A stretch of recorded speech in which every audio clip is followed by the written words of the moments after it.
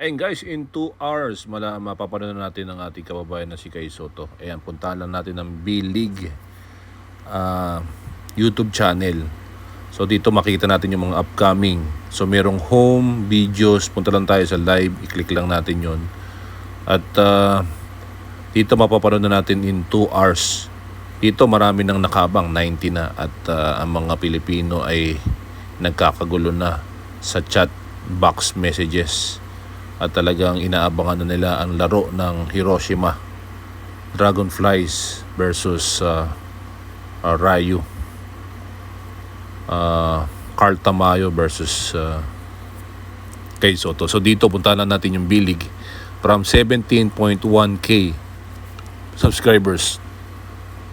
Ngayon meron na silang 18,000. So mag-subscribe na rin tayo at suporta tayo sa ating kababayan na si Kay Soto. So dito tayo manood at mag-enjoy. At tingin ko si Kay Soto maglalaro ng mahaba na oras dito at talagang gagana siya ng maganda. At makikita natin for sure may alley pass. Abangan.